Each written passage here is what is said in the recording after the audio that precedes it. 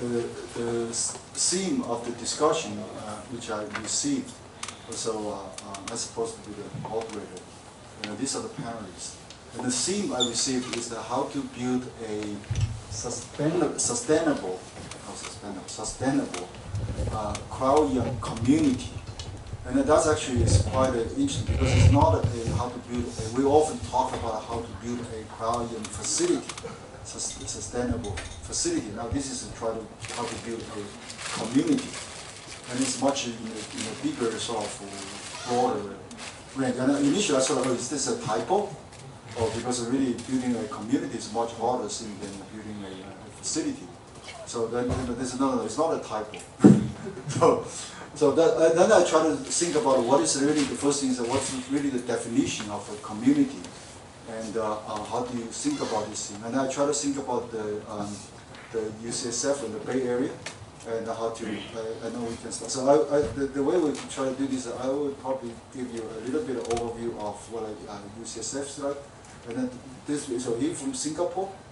He runs a big facility, huge one, the biggest one, or huge one, shiny new one in Shenzhen. Just about 20 minutes by train from here. And he's from, both are from New York. That's also very well-known Cryo-EM center there. So I'll start a bit, just say a few words about how I think about the community, and then I will give each of these people and talk about what they think about it. Then after that, it's an open discussion, and you can make your point or comments, or they can, if you have a question to ask them, or ask one of them, that's all fine. So I have no idea, or no plan, I didn't have slides, and I was too drunk last night, so I still trying to think about things now. And it's so, being recorded. That's okay.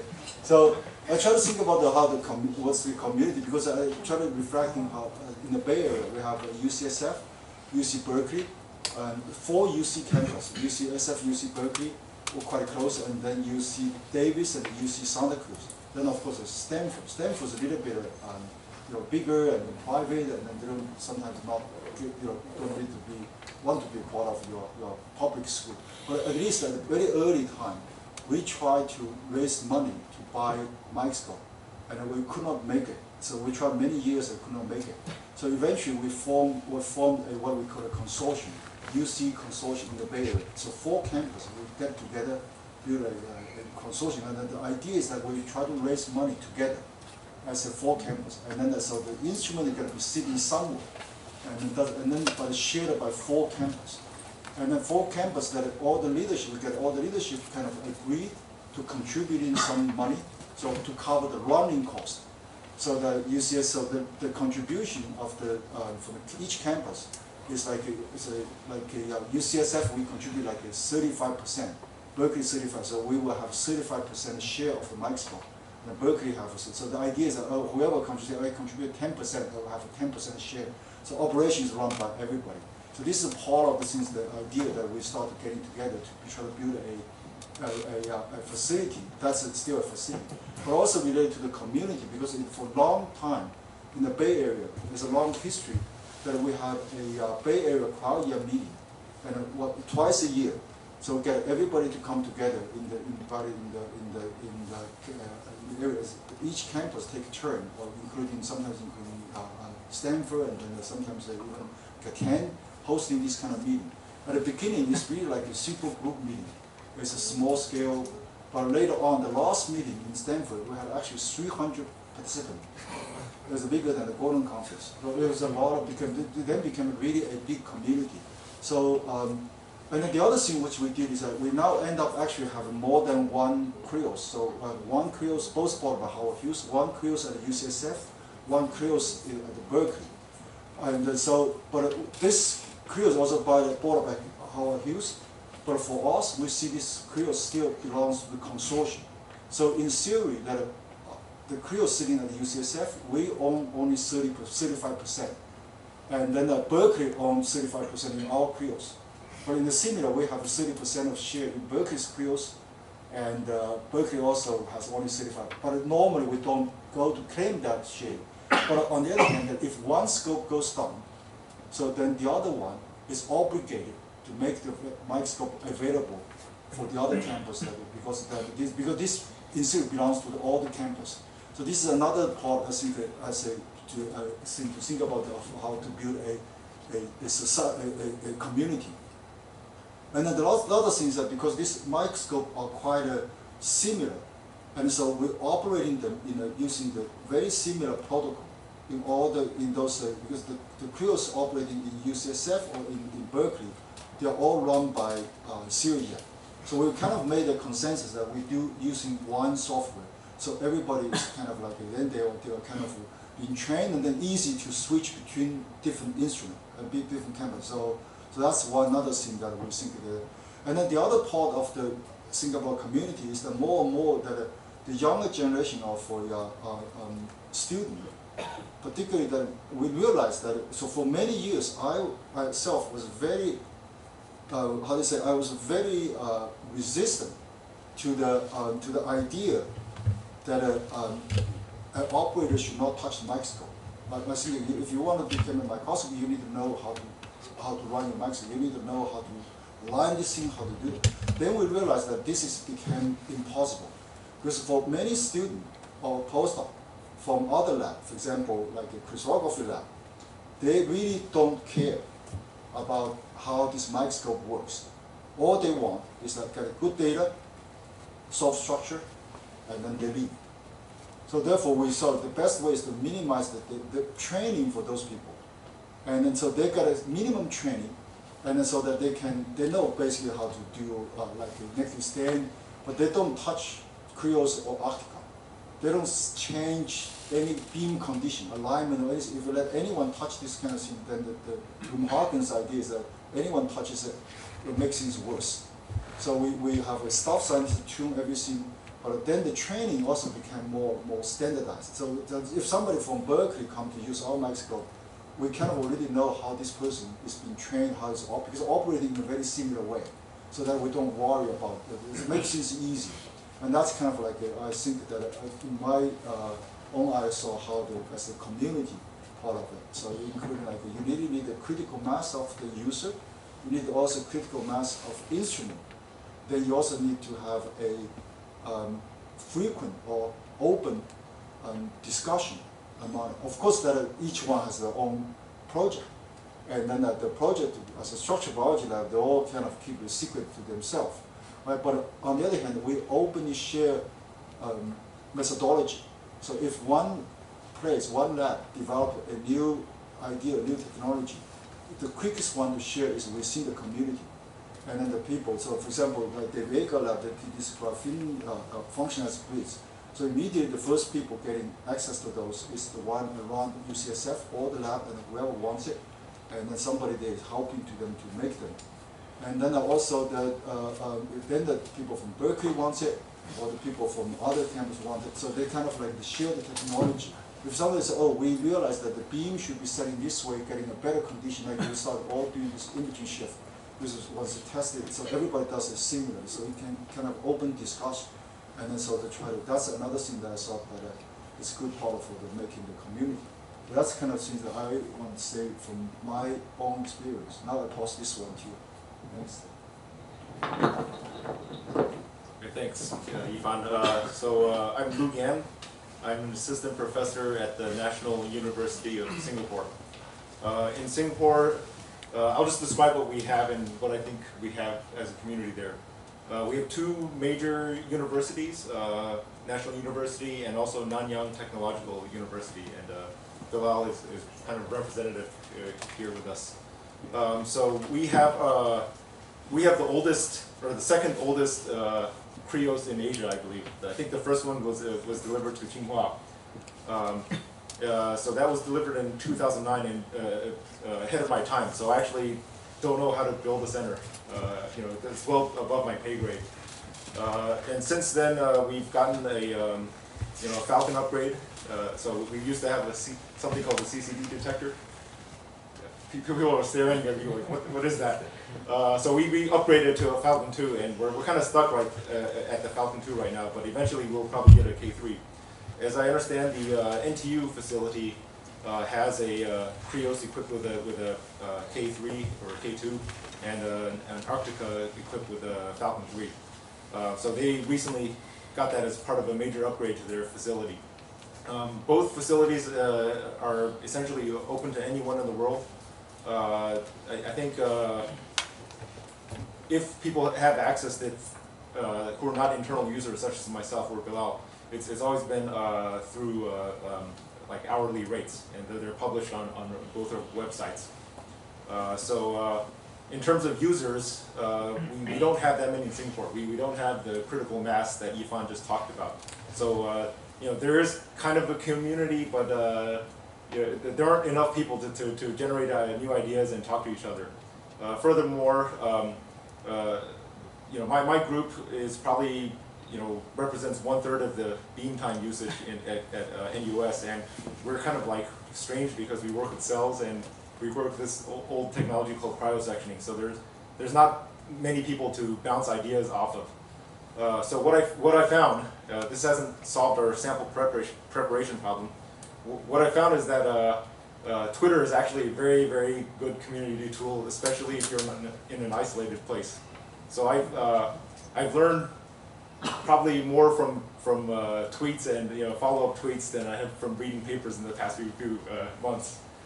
So I think if you are in a situation where you don't have critical mass, especially young people take up Twitter very quickly. That's a very good delocalized international resource, and basically the world is your community.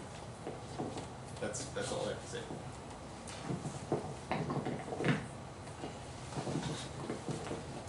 Hello everyone, and I'm Peiyi Wang from Southern University of Science and Technology.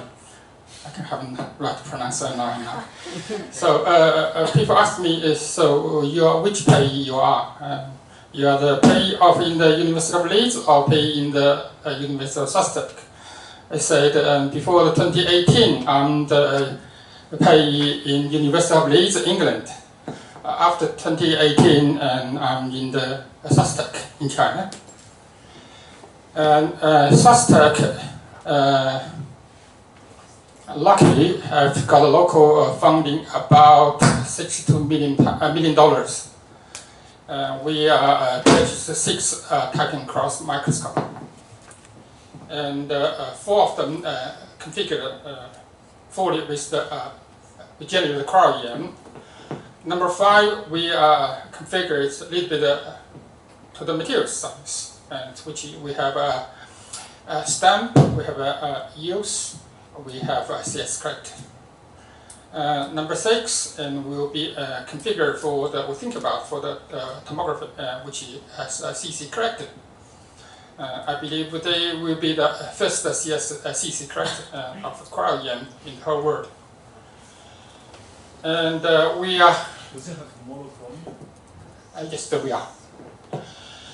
Actually, we are a really new facility in the region. And in the region, in the Sussex of 6 Titan Cross, and Hong Kong Chinese University in Shenzhen, they bought 2 Titan Cross. And I believe Hong Kong Tech, Mingjie's group, has got another one. So really, in the region, we have 9 Titan Cross already. And but the society, we are pretty new. We have the problem is not for the instrument. Our problem is the people. We are a really shortage, and good postdoctor, good engineer. If you're a group or someone interested, you can get in contact with us. And for the running such a large facility, we are occupying about 3,000 square meter lab space. And also we have our cluster, which have 250,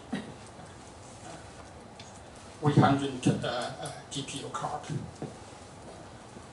So really we have a very good facility, but to run such a large facility, we are still learning. We learn from around the world, we learn for every group. But initially we said that we are, just Yifan just mentioned, people from the biology, people from the crystallography, they are not microscopists. They are only use microscope as a tool. They only want to get good data. So as a microscope, we are looking after the microscope. We make sure the microscope is optimized and in good condition. So that's our job, but we do the same policy as Yifan just mentioned. We are not allowed the general user to line the microscope. We even click the grid for our users. We load the cassette to the microscope. And the people, as user, just come along and we set it up for them. And start running the software. Normally, if you use the Falcon camera, we use EPU. If you use a K2 or K3, we use Cryo-EM. So we set up the software for them, and they are just click the mouse and click the data, and then transfer data to our cluster, process them. So I think that's for us, we can maintain the high percentage, high efficient for the microscope. So really, we want to learn from everybody. If you have good suggestions, that'd be great. Thank you. So I really want to say one thing is have been mentioned, because now all the EM facility actually, we do care a lot about the efficiency and everything runs well. But actually, they're in the university. A goal for university is education. Research is also important, of course, but education is also important. But if all the students go there, they can touch the microscope, they can do anything, then why we need comes to this field? So I think this should be discussed. How actually educate people is also important. To make the facility run smoothly is also this point. Yeah. Let's just and then we can get back to this. Is actually a very good point, and we actually have been asked this one. Okay, thank you, Yifan. I'm Yong from Columbia University as well as the Yong Structural Biology Center. I'm a grad student. I'm Alex Noble, postdoc in the Structural Biology Center, and we're part of, well, this big center that has a few Cryos right now and 3 more coming, and we serve hundreds of users. Yeah, go ahead. Okay. Yeah, so I mean, New York Structural Biology Center is situated in Manhattan itself. It's 135th, so it's a bit northern part, north of Harlem, and so actually the Cryo-EM is only part of NYSBC. We have actually 4 groups inside of it, including the NMR, the X-ray, as well as special projects, which do stuff with like the defense department. I can't say anything about it, or they might kill me. So within the EM itself, so we have a bunch of different parts within the EM group as well. So we have the SMC, which actually serves the we have 9 member institutions within New York, so like NYU, Columbia. So these 9 universities actually are served by New York Structural Biology Center's Cryo-EM suite. So we are a non-profit, so we don't actually belong to any university, but we serve the 9 universities. And within so that's one part of the EM suite. There are actually 2 other programs under the Cryo-EM department. First is the NRAM, the National Resource for Automated Molecular Microscopy. So Bridget and Clint have the P41 grant for quite some time. So they do kind of research at the same time as helping users nationally. So like Spot It On is part of NRAM. And recently also they got the grant for NCCAT, which is the National Center for Cryo-EM Access and Training. So for that one, they also have money to do like training for national users as well as access. So as part of that deal, they will actually be getting 3 additional Cryoses on top of the 3 that we already have. Yeah, so I think part of our mandate as both SEMC, NRAM, and NCCAT is to help train people. And that means like everybody in this room, from the person in the back who doesn't think that they know anything about Cryo-EM and they're looking in like through a window at this entire field, to the expert. We're mandated to collaborate with everybody, so anybody in the world through NRAM, and anybody in the United States through NCCAT.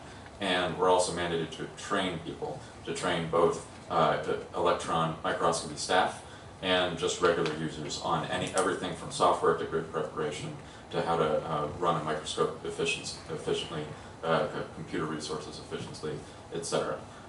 So one of the awesome things about our center, at least from the inside looking out, is that we have, well, we're run in part by Bridget Carragher and Clint Potter, and Bridget Carragher, one of her main methods of helping people is essentially to accept every project, reply to every email. So you can email, I'd say, everybody at any national or regular Cryo-EM center. You should feel free to email anybody in there. And well, if they don't reply to your email, oh well, go email somebody else. So you're part of the community. You should be able to get information from us directly from the source. Yep. And in addition to, I mentioned that I think Alex as well mentioned that we have 3 Curioses. So in addition to that, we also have a Helios flip-side microscope. We have an F20 and P-12 screening and a screening microscope for cryo, and a 1230 for negative stain. So so users can come and use that as well. We also have a computational cluster for more internal processing. And also taking it through a kind of a general flow. For example, if a user comes in, what will we do? So when we have a new user coming in, we'll have first a new user training, more for safety and understanding of what they can do or not at our center. And then afterwards, then you can have project meetings with them to kind of advise them like, oh, is your protein too small, or is it on the right size, or is your prep not good? So it will be a one-on-one project meeting to kind of understand what they want to get out of the center and what we can give them. And afterwards, after having that, they can book microscope time and collect, or they can book VitralBot time or whatever it is. And the nice thing about the center as well, because we also have, actually one thing mentioned that we have Simon's Foundation funding, so it's kind of independent funding from a philanthropist. So the nice thing is that it gives more money for us to do things like being able to have a staff scientist to follow a user every single time. So be it freezing on a VitralBot or F20 on the Krios, you will have one staff scientist beside you. So it depends on how you want to use it. Like if you're an experienced user, you can really align most of it yourself. You can do that, and then the staff scientist will just be beside you. Or if you're very junior, you need to, you don't want to do anything. You want a staff scientist to load everything for you. You can do that as well. So that there's a flexibility, and also keeps to ensure that we babysit the user as well. So nothing goes wrong. Like they don't do stupid things like change the diffraction and burn our D camera or something like that. Yeah. So there are additional things as well, like that our center does, which are programs that are nice. Like for example, we have workshops. So we organize regular workshops. Like there was one with a faceplate workshop where Redo came over. A Rely on 3R where we invited Shaws. So all these workshops, we will gather people. I think there's some tomography, like fast tomography workshop as well. And these allow us to bring people, speakers from around the world to come in and talk about an issue, as well as benefit the people who come in as well, the junior scientists. We also put a lot of these up on YouTube as well. So if you check out, we have a YouTube channel. We put up a lot of these as much as we can on the workshops on it, as well as our courses. So we also have a winter course, which we organize kind of like a normal grad school course for anyone in the New York area, and that will allow. We have lessons and classes like Joachim will come and give a talk about single particle processing and things. It's also yeah, that is also on YouTube as well. And then we also invite speakers sometimes for forums. And the nice thing is, because NRAM also develops software like Legend or Appion, so on our collection microscope, we try to give people a breath, because if you want to use EPU, we have it. We have Cerium, we have it. Legendon is our mainstay, but you have options there as well. But with Legendon, it's also disseminated, so any of the improvements we gets disseminated to other people who are using Legendon around the world. Equipment-wise, we also open some of the equipment up. For example, like Chameleon actually. So through NCCat, you can actually book the Chameleon, because not everyone might get access to that 500,000 equipment. So and Spotted On, yeah, even Spotted On actually. We get a lot of users for Spotted On. They come over from like the Bay Area as well as all over the world to actually use the Spotted On. And part of what we're starting to do in the workshop field is, with software, is put stuff on the cloud. So actually do workshops from the Amazon AC, whatever it is, AMI cloud. And this will allow, I think we're gonna, I hope, at least I'm gonna push with my tomography workshops to start doing like Twitter, CCP-EM, 3D-EM workshops where people can attend remotely and actually ask questions and be guided through the entire process in real time on their Amazon instance. Another benefit of being in New York is that it has quite an established kind of a structural biology scene. So they actually have a lot of meetings that are keen to Yifan talk about, like the Bay Area like Cryo-EM meeting. So there's a New York structural biology discussion group which is held every 6 months. So that's kind of organized by the structural biologists, with crystallographers, NMR people, and then we can attend those meetings. But also recently, like Gira Baba and Grab Pollution, they also are holding a more Cryo-EM focused discussion group meeting that will held every 6 months as well, alternating with that one. So there are a lot of viral meetings over there. Another benefit as well as being in the center, that also to us but also to the users as well, is that we get to beta test a lot of the software. So like we get a beta test with Lion, and now we're running like CrossBugs Live, for instance. And that not only helps us feedback but also helps the developers, giving them feedback as well. So it's kind of a two-way thing, and we are glad to be part of that process to help it. And I think I pick my last point. Okay, I have a very important last point as well. It's very interesting in that we are lucky to be in this environment in New York Structural Biology Center, that we are not the only structural group there. We are also there's also the X-ray crystallography people. There's a membrane production facility. There is the NMR guys as well. So that we actually see each other a lot, and this kind of dynamic actually helps a lot, because I mean EN definitely recently came up, and who knows what how all these techniques will go, and different projects might be useful for different things. So there's a lot that we can learn from each other, and also help the users as well if we can forward them to the right person. Like, oh, maybe your protein is so small, maybe you just do NMR since you get a lot of it. So we can have that flexibility to route users to these things, because we are in a center that has all these different structural biology techniques. So maybe we can start to. Should we first get back to, or you have different questions? Yeah, well, so we talk about equipment, we didn't talk about people. So how many numbers of people do the different facilities have to operate the facility? So Alex and I would like you to talk about your experience as a graduate student composer in the center setting. So that explains how that can be transferred into other centers, as well as how other students, those who may be interested about your position, what can you tell them, or you can learn from this kind of knowledge, how to take advantage of this kind of knowledge. Sure. To answer your question, though, we have like 25 people at our center working, and we serve about 200-ish users and maybe 70 or so PIs. I'm not sure what the moment is. Good answer. You'll get a question. Currently, we only got 2 people in the lab running for the full Titan course. So we are really tough, and our people working for the 24/7 and no holiday at all. I think I have some. So let me share about the training things. We are saying that we are. So our center has 3 dedicated staff. Please don't steal them from us. And, our microscopes are up 24/7. Am I supposed to talk about training? Yeah. Yeah. So for training, we have a standard T12 training regimen. I think most people undergo, and most of our users don't actually get access to loading, but they are trained in how to operate the control panel of the Cryos. Yeah, I think we should defer to questions, but Can I So, say maybe it? you want to answer the number of people. Yeah, fine. But let me say, our place, our place, we have about 3, currently 3 staff scientists and 1 full-time IT person, and that's how. We also have a person from MRC. I mean, like UK is also very important. Oh, certainly. Everybody is. Yeah, if you want to. Yeah. But how many microscopes?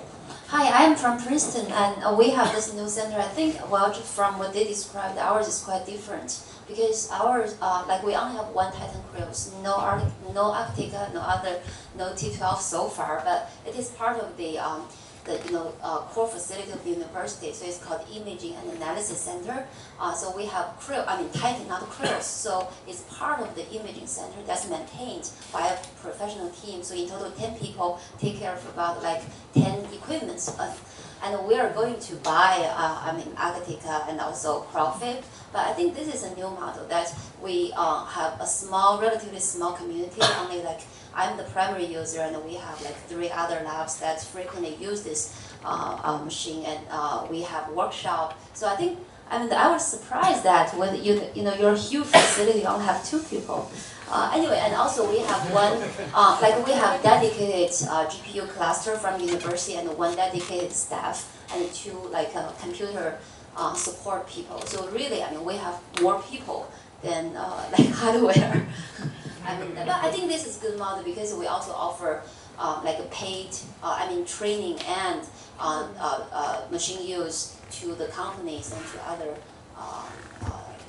academic institutes. So I think it's a different model, and so far so good. And we are also recruiting facility manager as well as assistant professor. We need more users.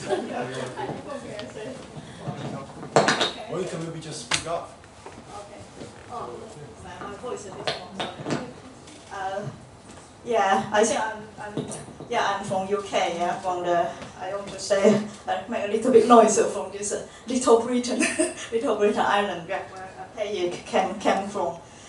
Because I think Egypt people are not here as well, but I think I'm okay. I'm from MIC LMB, so we have the first crowds in the UK, so but not in the world. We are the third one in the world. So I think the first one we ordered is 2012 and then arrived 2013, 6 years ago. But I think until that time, until all finished and commissioning only on my own, so we don't have to run crowds, run Parara, run F30, F20 for a lot of years, just 1 people. And then when we got crowds, I get second people. And then only last year I suddenly added another 2 people.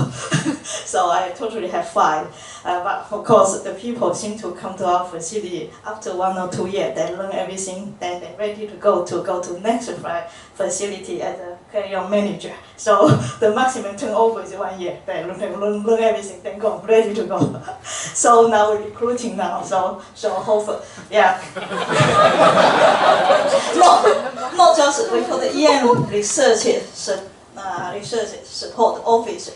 In fact, we still always have one vacancy, is for young engineer. So many years we could not find one. So if anyone like to come forward, or they think they're very good candidate, please come forward. This is we advertise only once, but since nobody can make it, so it's quite flexible payment because we know we want to compete with Thermo Fisher or any time. So this kind of thing. So we're really looking forward. Yeah, about this meeting, I think it's quite good. If I say something, the facility, the EM facility is a part of the EM community. I want to say is the academic research and also the progress of this technology thing. This is make the EM become possible, and the EM facility really make the academic, the EM community is possible as well. Though they depend on each other, and also they help each other. So if we're talking about the young community, we both need to involve. Particularly this kind of research, the mathematical research and instrumentation. This is the research should have to be both from the facility and also from academic. So for the EM. For the electron microscope, we will have the actually same problem or same feeling, which Yifan just said at the beginning, and also Peiyi said. So from the training and the data collection, this is always a big confliction. At the beginning, there's no problem at all. Everyone come to EM, you have to learn. Nobody do this for you, but you learn everything. You do everything for yourself. But now, when we have a 10 microscope, 500 kV electron microscope, and then we have FIP, we have near 200 users, just this active user, internal, sorry, we do not have external now. So it's impossible, the training takes a lot of time. And so we start to divide, some people if they want a very quick data collection, then it's go to a fast way. We do for you, you watch, and then from first session we set up the data collection. And then if you need, you can come back later do training. And another form is if you want to become a real electron microscopist, you come to a training, then we have program to training one by one. So we find, otherwise we cannot cope with this. Because everyone, doesn't matter they have EM project or not, or particularly all PhD students, they want to come to training anyway. Does not matter what they have, what the project they have. So this is because that's what the EM now has become a tool. So I think this is a fact. Also give us some more challenge for the EM staff. Then we also know we all have not enough EM staff. We find it really, when people you take care to this high-end microscope is really a maximum. You want to do a very good, and then you want to do some project like mathematical research, you really need to sit down. So otherwise you're like a firefighter every day. So you have this, eventually nothing can be done. So I really call for, so you need to put more stuff in. And then I hope all the PhD and postdoc, it's a very benefit for your career. Go to do like a few years in the facility. This is very beneficial. This is my opinion. Great. So maybe Gogo, I actually want to still go back to your question because I had a similar discussion with many people, actually a number of people in our place.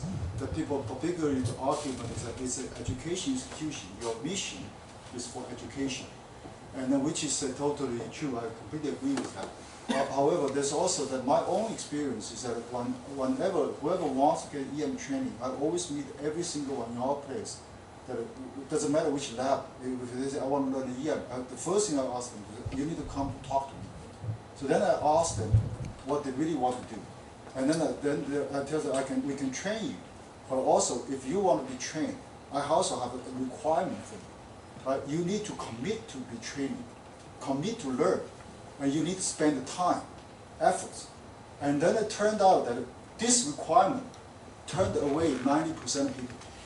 They always tell you this, I want to learn, but when you tell them how much efforts you need to put in, they say, I don't have that time, my sample is ready. They say, why did when you wait until I get my sample ready, then I come to learn the EM. They say, EM take a long time to learn. I can't put you on my scale in one day, show you everything, that you can collect good data. That's not possible. So you need to practice, and then they say, what are you talking about practice? I don't need to practice around the corridor, but you need practice to learn how to use EM. But also you need to continuous using it. Right? You cannot say, okay, I don't, for 2 years my sample is not ready. I don't need to touch microscope, and 2 years later my sample is done, I come back and start doing everything. That's also not possible.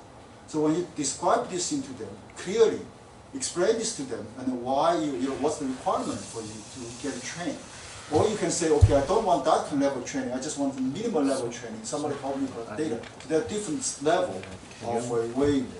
Now that's how we saw, how I encounter, how I try to deal with this kind of thing. Yeah, so actually we have the same thing in Berkeley, and we also have an argument before. So then later I actually proposed something about idea how to deal with this problem first. How actually, you accommodate those kind of people, they actually won't work on Cryo-EM, but they have the interest to know about the EMs. Probably the professors in the university, they can give some public lectures every year, and those people can come and actually enjoy what actually EM happens and what actually we do, what the details about technology. And then you can guide them for 1 day or 2 day, EM lab trip, and then they get to know. That's all they need. And for the people and also for Sasha, I just mentioned that we have more and more people to train. I think a very good source we can use is, we have, especially for the traditional EM lab, we have a lot of experienced postdoc. We have a lot of experienced senior PhD students, and we get paid a little bit, and our payments very little, and the life in Bay Area is so expensive. Why not just hire those experienced people as TA for the EM facility? Because anyway, for the courses, the professor always hire the TA for prepare the courses, right? And also, I think EM facility can also do this. So benefit both, and you save time to hire new staff to pay the full That seems like a very good suggestion. Yeah. That We only do so because we say we do not enough people. having your postdoc, the graduate student, take a part-time job Yeah. as a facility staff. Well, Well, you can try to create in something like this. I mean, the system. So we training by the group. That's actually exactly how we are doing right now. Yeah, In Yifan facility, we have quite a lot of users, and but we have only I just did a counting. We have only 7 staff. We have 7, and so really they cannot do all the jobs. So we actually for instance, for the major major lab at Cheng doing Cryo-EM, each lab we have at least 1 or 2 students dedicated to the Cryo-EM facility to serve other students. Yeah, I think we help them we to. have, but no pay, no actual No, pay. we give them a little bit pay. It's like a teaching assistant. This is actually not a teacher pay. No, we give them nothing. So they are research assistant. It's kind of art. So during this, actually they themselves they got the chance to learn much higher level Cryo-EM, including the optics. Yeah, we also have this kind called super user skills. Exactly. But when you want to dedicate your time to training your group people, we give a certificate. And they will learn more. And if a little bit rewards, they can have a priority book the bicycle, actual time on bicycle time. Oh, really? That's even But better. we cannot pay. We cannot pay. So this is what the But another thing actually related to the training, maybe also can add, I don't know how. So a lot of places we have this sort of older instrument.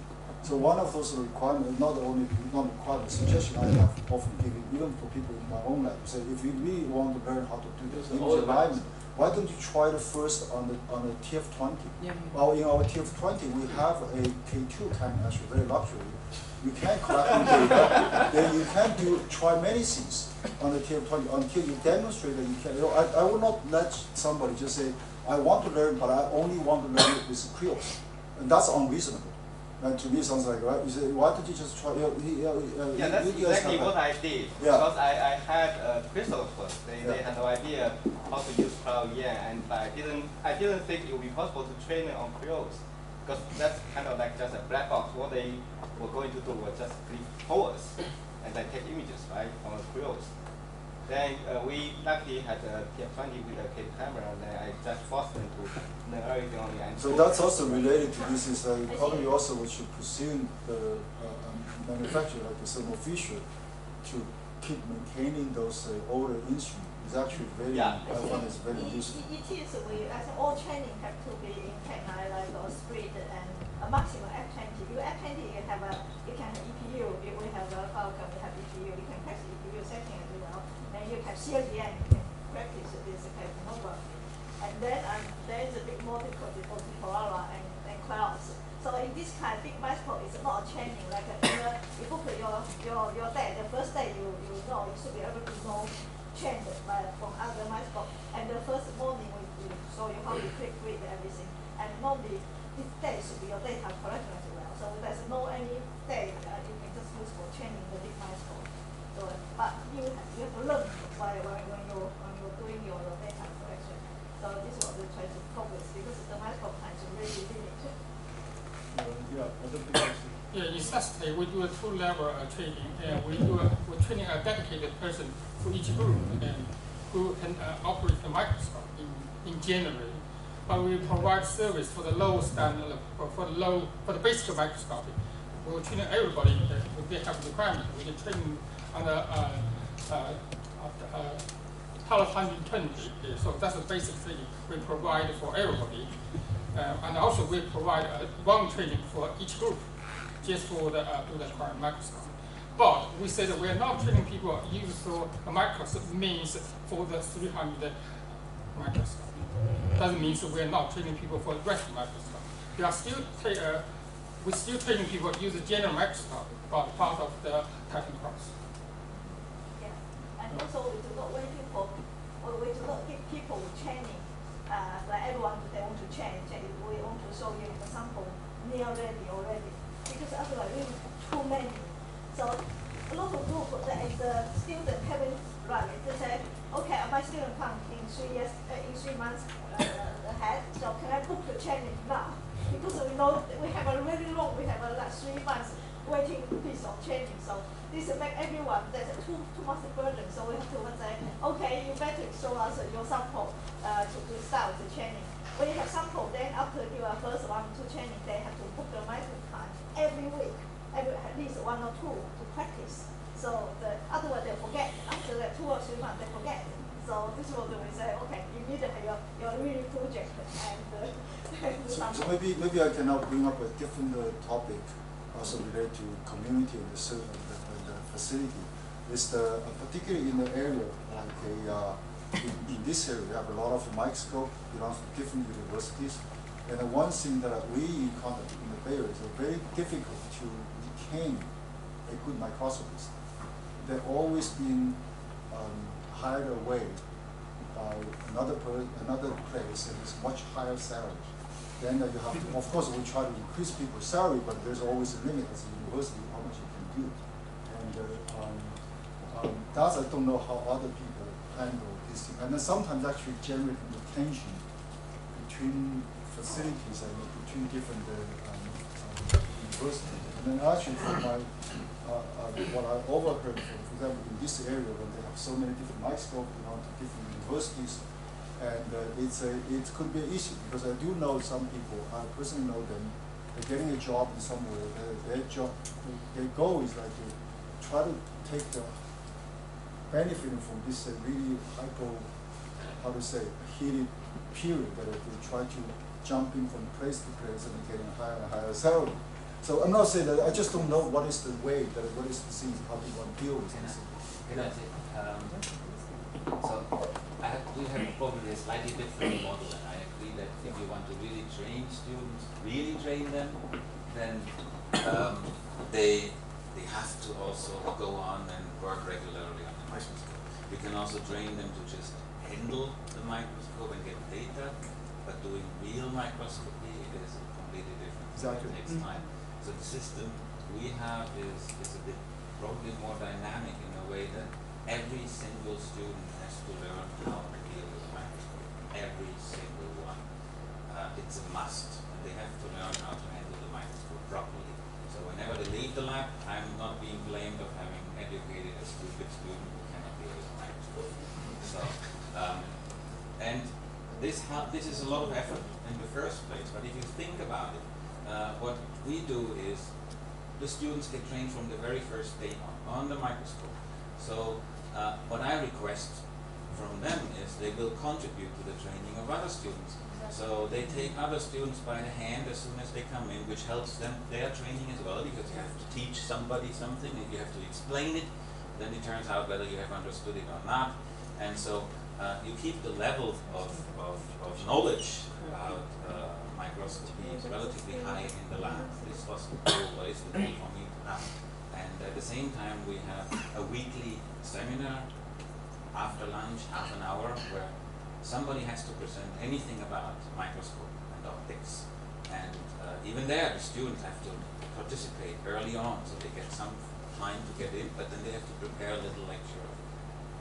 And that's repetitive, so over 2 years it becomes very repetitive. But it keeps the level of knowledge so high that there's actually no need of having too many people who take care specifically about one microscope. It's spread over many shoulders. It's a completely different system. I really admire that. Make sure that my people who leave the lab. I really admire that one, but there's also because I see the part of it because also a unique feature that because in your place maybe that because all the mics belong to your lab. Not all of them. We have we have one that is a facility, and there we have also other people who just are not interested at all. So we have this, but they come from other departments. Just for my people, I request that, and they keep up running the machines. So that's actually very nice. So every week you have a seminar, each one you pick up. Yeah, then you talk just about like the condenser system or what just like energy filter or whatever. Yeah, like a lab meeting, but focus on the knowledge rather than presenting new data. It's a very good position. In LFB, we started to running like because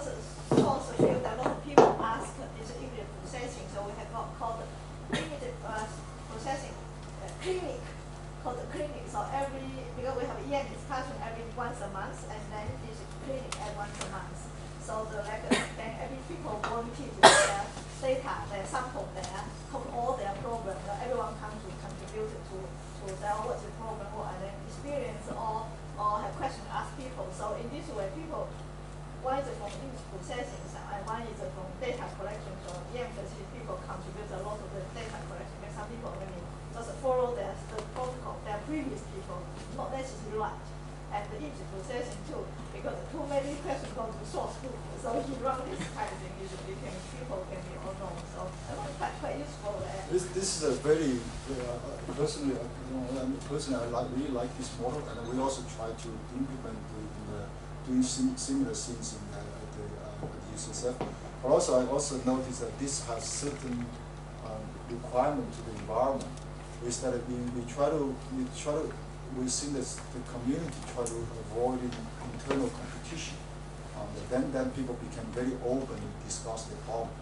And then if there's a certain competition, and then it's become very difficult. I don't know how other places. Yeah, that's right. It's better there are no particular, no internal, so the competition, so all data can be open. This was I think that anybody who's an expert in there, whatever their little field is, either lining microscope or running the line or whatever, should pass it on, not just one person directly, but to as many people as possible. So the field is growing exponentially right now.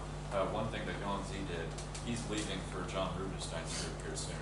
And so he's really good at running every single piece of software through System and Freeline and Reliant or whatever to get his awesome nanodisk structures of his particles. And so we have internal challenges sometimes. We had a challenge internally just to try to beat Yong's resolution. Nobody was able to, but everybody learned a ton. So he was able to pass on this knowledge through like 2 months of just one-on-one occasional. Yeah, internal friendly competition is fine. Well, it's open. It's like a joking. So, oh, I go to 1.6. Oh, I go to 1.5. It's a good goal to have. 1.4. No, I meant it differently. I completely agree with you. Yeah, I know.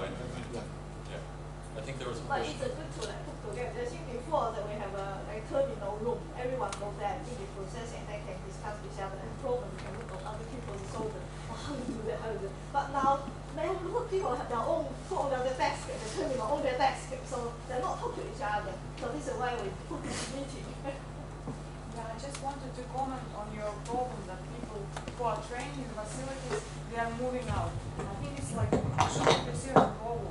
If you're teaching people. No, that's not what I meant. No, I understand what you said, but yes, I agree with you. It's not, continue, please. Yeah, well, maybe you can repeat what, as I understand, you think that facilities, like people are trained, when they are trained, they're trying to find a place. No, that's not what I meant. That's not what I meant. I just said that in maybe it's not a good topic to discuss about it, because I really don't know how to. But what you said is not. No, this is not what I meant.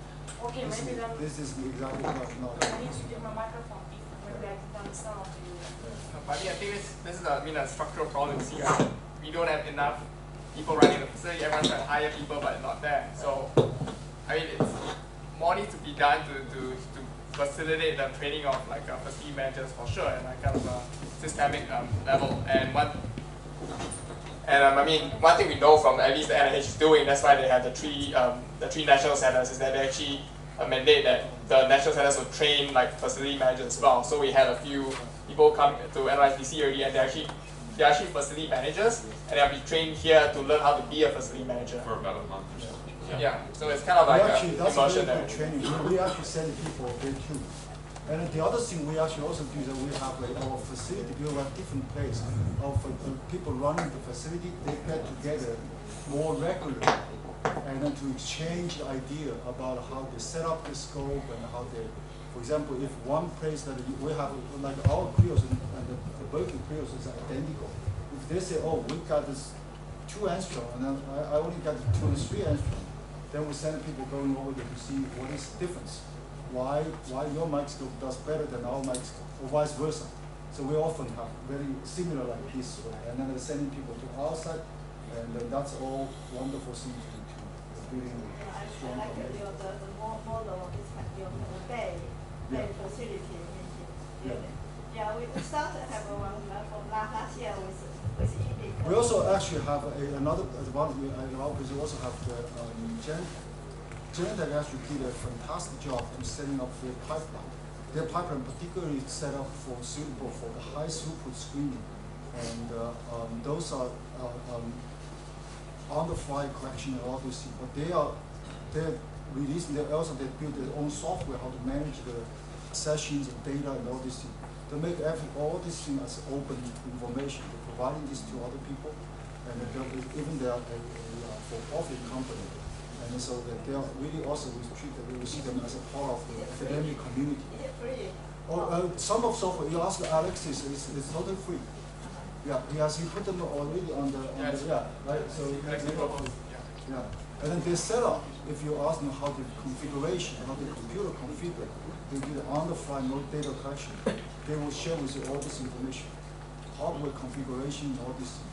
They're very good at it. And they also, because they actually have a lot of funding, so they can really build these things optimized, and they have dedicated people, and really good microscopists and scientists. I think we're falling into a trap that somebody alluded to earlier, which is, are we talking about cryo-EM facilities right now, or cryo-EM communities? Sounds like we're just talking about facilities. So I'm going to propose that we have an order of magnitude less people, or more people than we're actually talking about right now. Where we have biologists who just want to get data, or just want to do something insane, like go on a FibSim and mill in their cell, but they know zero. Are they part of the Cryo-EM or EM community? Should we be talking about them right now? How do we bring them in? How do we teach them? What do we do with regards to? That's exactly the purpose. Go ahead. Well, I want to open that up to other people, potentially people who are not. People sitting in the back. Exactly. You know, students and some people probably from local, and if you have a question, of course, we also have friends we know for a long time sitting in the back.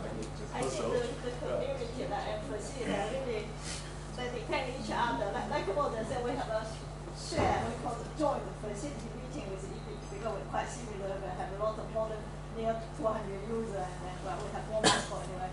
And then we force together, but every time we join together, put some talking about whole LOM join issue. It's just we say, oh, we have facility right here, but then we find to move to lecture theater, because I think every group all put their like their interest, because the topics is really related to the research, so we cannot really distinguish or separate them. Quite obvious. So I think they are really good together. So this is why we often talking about community, then a lot of facility should come up. I think our field's going to expand in the sense that there's biologists who really don't know much about cryo-EM except for the occasional nature cover, and then they see like a FibSim cover, and that's probably going to draw them in where they want to go see their thing in cell. And we may just have loads of people come into our facilities who know zero, and they expect the most out of us. What are we doing about those people? Because they're not part of our cryo-EM community that we want to teach on the microscope. They just want really good data. So one follow on this one. I think one thing. They like a user. No, we try to also. I think it's important to expand the community specifically. One have to lower the entry level for them to come in. So in other words, making them to do EM became easier. So in the old time required a lot. I actually really against about there's community whether you make sure whether you can let someone in, someone else in. Actually, it's open science. Everyone can do cryo-EM. No. You can do anabiology too. You can do. No, I'm not saying that is not keeping them out. I'm just saying that the way that enable them. Mm-hmm. We have to lower the threshold to enable. But if they come for a couple of years, they really have do a lot of work. They can also contribute to this. I think the major thing is how do we get a really organized way for the EM to work, and we have a system there that everyone actually can access it. That's what I'm thinking about. There's no way to distinguish people whether he's a cryo-EM and whether he can use our facility, how many background he has. That's not supposed to be. And either like when we go to the Ande community, maybe the Andes people will think, oh, this guy's just come to the Ande community, whether all the science he did is okay or something like that. We shouldn't do this kind of judgment. That's what I'm thinking about. You had a question, Yeah. right? Another question. I need to comment on this. Yeah, I come back to what Alex pointed out, that I would like to talk about community. Being in Singapore, I personally feel we are isolated from rest of the world in terms of EM community. There are very few people in terms of the EM users in our university and at NTU and at NUS. So we have little opportunity to interact with people, to learn new techniques, to try out new techniques and the software, and then the same goes for the implementation of the new methodology. So I personally feel Twitter, for example, he pointed out, that's the best source for us. Even before preprints, we get the information from Twitter. And as far as it goes for the development of community, I think we are the most reserved people on the planet because we are isolated from the rest. So there should be a platform, and I appreciate the Twitter and all the people who contribute and then share their information and whatever they find and new techniques and they share. That's one way. If there is any other way to enrich the community, particularly for people like us, that would be really helpful. That's for us, and at the global perspective, at local level, we have segregated users versus people who are fully dedicated to use electron microscopy as two different communities. So we have discussion groups and EM discussion meetings. One is open for all trained people who are regularly using junior microscopes like T12. But for others who sit on Arctica or even Titan Cryos, and they are more into microscopy and development, they have a separate meetings when they discuss implementation and having policies for the facility. So that's what we have at our local community level. But I feel personally that at a big picture, we need to develop a strong global community who is more open to talk and frequently speak to each other. For example, today I have a discussion with many people and meeting with a lot of people is pretty helpful in particular. That's my question. You had your hand. Maybe one thing I wanted to like emphasize again is about like the different communities. I wanted to just say and like, so I think for us, of course, we are senior people, experienced people in the Cryo-EM, and so I think what we should do is we should think about how, for the people who didn't know Cryo-EM, actually our goal is not to control people, regulate people, and recognize whether they should come into and how they should access our facilities. What we discuss is should we think about how can actually we can use our experience to help these people go into this field more easily and get to know our facility and attract more people to get know to EM and really use the EM because we are the pioneer, we're the senior people in this field, and this should be our responsibility for the whole, actually the technology to get spread and can be used for everyone.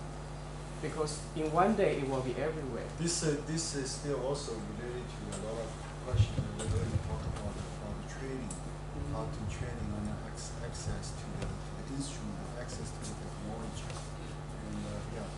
So, anyone else has other comments? My personal feeling is like that with better automation, to get good data, we don't really have to be a microscopist anymore. But actually, since we were talking about how to train new people, and most of the kind of problem exists in the sample preparation. So basically, I guess probably we want to discuss more how to keep a community so that we can pass over all the tricks or other things we can use to improve the success rate of sample preparation. And actually, if that could be helpful, then that's going to lower the entry level or the bar for new users who have no idea about Cryo-EM microscopy. As long as they can make good grades, and most of the time they can get great data with some essential assistance from a facility manager. Speaking of training new users, I'm not sure whether I didn't get the right resource, but when I searched on YouTube, there are not many systematic online courses. So it seems like the most systematic. No, it's not only there's no systematic online course. No, I mean Grant Jensen posted one. Yeah. That one is kind of from all the basics, but I think it's a little bit outdated already. And but there's also no how do you say no textbook. Exactly, no textbook and actually, no course. Yeah, like many video demo. I mean, what you can find is for F20, not even. Not only that, so there's not actually even for Titan. we get a lot of time. Many of you probably here also get the request from the publisher wants you to edit in a book. I always thought that editing a book, put in like 20 different chapters, writing by 20 different people on 20 different topics, completely useless, waste of time. Nobody's going to read it anyway. But writing a cohesive sort of like the cell, like that kind of textbook about the EM, and then you can separate the instrumentation part, and then or methodology or computation part all put together. But it's a huge amount of effort for anyone to do it. It's a huge amount of effort. So that's one. But that's I think is at some point, some of people here or some of people in the earlier expert. If you spend 5 years writing it, by the time you're finished, it's outdated. But once you have the first version, right? If you keep updating it, you can actually, like John Spencer's book about the high resolution electron microscopy. I bought every edition he released. The field didn't move a lot in the last few That's true. But then with the field, like in this, at some point, without it, and it's always to write in the first one is so hard. But once you have it, one that as a base, then to update it, and it's still a lot of effort. To write in the first one probably take 5 years. Maybe some chapters can be like written and posted immediately, so people can find it immediately. Like an ebook. Maybe normally buy the we should probably just create a page on Wikipedia and put those things in there so that everyone can. No, that's the problem. Is that a lot of time, like things like this, it's not a coherent. So people still need to look for information from here. It's not a systematic sort of way. It's not like you're going to, for example, you look at the cell or look at some of this textbook.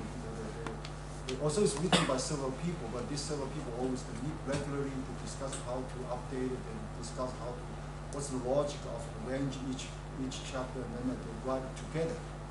And then there's certain coherence there, and then that's actually something probably really necessary for the community, for the whole to really how does it pass the knowledge.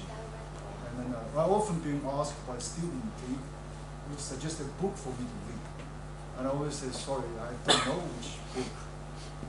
I really don't know what book to. Joachim Frank's book, that was the only book, but that book is really also hard to read. The basic EM principle, those old textbooks still okay. Just update the new one. You can put some sort of serious volume of like a best practice of one thing, best practice of something. But to come out like, okay, this is kind of like a high school picture, now this is kind of the image shift, like a photograph. This kind, you do very quick and change it very quick. And also because the instrument, now the 12 come out, the K3 come out, maybe K4 or 4.4 come out, so it will change all the time. Well, the fundamentals are still there. Best practice, exactly. Right, the foundation is the same. Yeah, foundation is same, but this is best practice of the but a lot of can update it very quick. Probably you guys can volunteer, join hands, and write a review in Nature, and that's gonna be reviewed every year. The trouble is not that nobody publishes it. You can find tons of people willing to publish such a book. The trouble is finding people who really need 5 years to write it. That's the often the trouble. If you stop running marathon. I want to discuss from another point of view. Think about now, for instance, we are using a computer, for instance. We are all just a regular user of computer. We don't know anything in the detail of the computer. But certainly there is an industry and the engineer and the scientists who are studying how to improve the computer better and better. If we consider our facility in that way, So the reason now we suddenly feel that it's so important to have such kind of meeting is because we have many user requests compared to 10 years ago, compared to 5 years ago. At that time, the user of Cryo-EM facility actually are experts. We are the one that, especially people who are sitting in this room we are discussing, we are the one that we want to understand the Cryo-EM. We have the motivation, we want to learn it. So our students want to learn it as well. We want to train our students to learn it because we want to improve the Cryo-EM technology in general. And in that way, we are actually trying to lower the bar of Cryo-EM users' access to the facility. So if we think in that way, I think the discussion here we should consider. I think it's very good. So we are already discussing about how to train people, but this training people I would consider more likely really at least 2 different levels. One level is for training the next generation of Cryo-EM scientists. Make the Cryo-EM technology better and better, from sample preparation to image processing to automation to everything. And another level of training user is really the user who know how to use the computer. Just like so probably some basic procedure they can be standardized. Although right now it's very hard because the field is still moving very fast. Because any new versions, for instance, I cannot do Relan anymore because when I started to use Relan 6 years ago, there's no GUI. I was using command and I use it pretty nicely. Now I have no idea how to use Relan because I'm already opposite. Yeah, 6 So, years exactly. So I think exactly. So I think we should learn from the software engineers.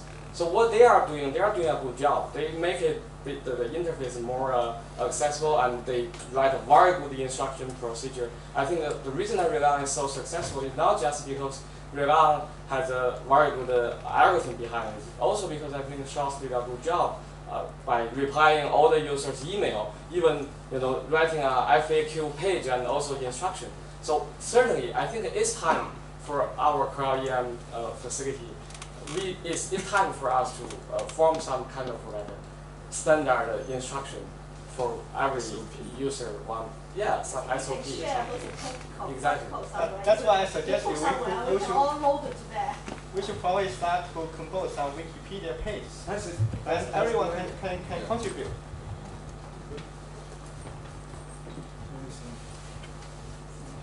I don't know, this seems like it's getting quiet.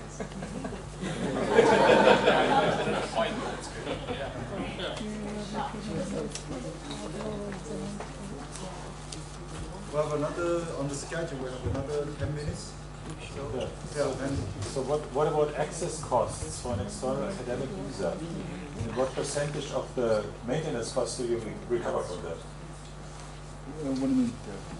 Well, your maintenance costs. Is this covered by the institution or by the users? How do you charge users? You're able to cover your maintenance costs from the user Yeah, charges. everybody can probably. You guys are rich, so you covered by Well, currently our instrument is powered by API service contract for 5 years. We are literally now financially crashed right now. We try to provide service as much as possible without the charge. But the university asked us to charge people, so we can send the bill out, but we never collect it back. So we do have a standard. Let's say in Shenzhen we charge our internal user for academic people about 10,000 yuan for 24 hours. External user. Internal user is less than half. 10,000 what? 10,000. That's about like $1,400 for 24 hours. How about you? So we charge hourly, and you can find the fees on our CBIS website. The rest of us regular users, we pay into the maintenance contract. They are for free. Yes, so we're completely for free For complete for free. for Sensi, for NRAM, for NCCAT. The fees the fees come from the universities that we serve and from the Simons Foundation primarily, and now from NIH. But the actual users who use our microscopes don't pay anything. From what I understand, around the world, different facilities or in-house facilities with at least Cryos charge somewhere around between $500 highly subsidized to $2,000 a day. If we calculate the service contract and then the personnel cost, the roughly cost for Cryos is probably like $2,500, $3,000 a day. That's about 10,000 from one previous. Really? Oh, that's much higher than I initially saw. And then in some places that are subsidized, in our places, then the rest is covered by individual user grants. So user have to, the moment you use the microscope, it's like your account is automatically charged. So it's a heavy burden. And my lab alone, I think last year or in the year, typical spending on just using the microscope probably around like anywhere between like $200,000 to $400,000. So that's yeah. For your group. For one lab, typical. Like my lab, Adam Frost lab, the Vega lab is around this range. How much? $200,000 to $400,000 a year. Yeah. For one title. For one lab. Usage, you're booking microscopes, so every booking, including Cryos, Arctica, T12, everything. So actually T12 is more expensive per hour than Cryos. Really? So of course, because if we say $50 an hour, for example, if 24 times, I don't know how do you calculate? So if it's if $100 per hour, 24 hours is a $2,500, $400, and we don't charge that high. But on the other hand, the T12 those mics will never run 24, so therefore the revenue generating from those mics is significantly lower. So that's what we did in our facility. So we encourage people to use the time when the microscope is not busy, so that we have a F20. So we only charge up to 8 hours a day. So if you use the time in the night, you are not charged. In our place, the university regulation that we cannot make any profit. So the facility is not allowed to make any profit. So all the things that if you're making if this year that you're making profit, then next year your rate needs to be dropped. And then if this year you have a deficit, then next year your price needs to go up. So to match, basically it's not allowed to making the profit, and it's also not allowed in long term to running on the red. But do you include depreciation in this rate? No, we don't count into depreciation. Because of the depreciation, the idea is that you can using those money to accumulating the money. By the end, when this instrument is retired, you have enough money to buy a new one. We're not allowed to do that. Even not allowed? We're not allowed to do that. No, I think for MRC also we are not allowed to charge the user because of the taxpayer, the government funding, so it's just. But somebody needs to pay it. No, MRC no, we all free. Even No, somebody needs to pay it. Who pays it? You cannot sit there for free. Taxpayer, we pay. Taxpayer. No, you tax. Not individual person pay you to use it. Somebody is the government pay it. Government has a co-funding every 5 years. It gives that one. So you funding. It's covered by government. So other places, yeah. Other places don't have this. The U.S. government doesn't care. Yeah, but if like accounting not totally cover the depreciation, I think it's usually accounting is £3,000 a day. £3,000. They're not counting our salary or the room we hire. The depreciation itself. Yeah, the depreciation itself. If you include this, so but nobody charge up to this. Some private they people other people charge half of this because it's too expensive. So just try to cover the consumable. Yeah, because there's no way you can by counting the depreciation to generate enough money to by the end. So by the end of the day, most of this when you have to buy a new one, you have to get new money. Yeah. So that's but can you cover the consumable, for example, the grade, the cartridge, the consumable part? That's on individual lab. So not part of microscope charge. I don't remember. I don't think you can cover the service contract too, because for one class you're up to like 120K per year, or no, it's 150K per year, include everything. So we only subscribe for half, for example, 80K or 90K, then you're not covered the detector and everything. So whatever this go wrong, you will do yourself. Anybody else? I just want to highlight another important point. I heard from few facilities they're underbooked, means sometimes their microscope are sitting idle, and at some other places the waiting time is in months. So I think it's a very good time to build a strong community so that we communicate with each other and we make best use of the scopes and do not let them sit idle, or we are not waiting ourselves for months to get some time at some place. That's a very good point. We once do send people, our people to John Lucas's microscope. Yeah, that's great. That's some extra time, and then we are very tight. So then they let us know, and we just send people over there. We just pay the same rate, so that so you pay over there, pay here is similar. Exactly. So that's not easy. Yeah, that's a very good point. Yeah, but again, we need to communicate. For example, I just heard from him that they have 7 scopes, and then if our waiting time is 6 months, and if we could avail the opportunity, of course we will avail that. Well, Shenzhen from Singapore not too far away. Yeah. But you might have an issue there to bring your frozen sample. No. You might have to carry it in your suitcase.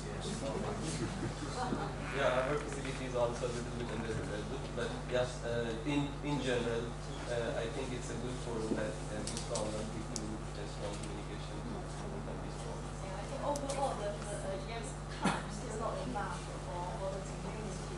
For example, I think LND is a long time of the thing we have our own. But there are places that they don't have enough usage. Yeah.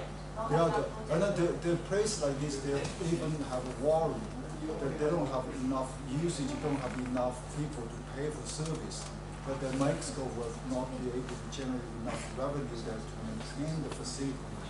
Particularly the impact of this national facility, where they are free, actually has some impact. Because some people do want to choose to go to there instead of here. But national facility normally no screen.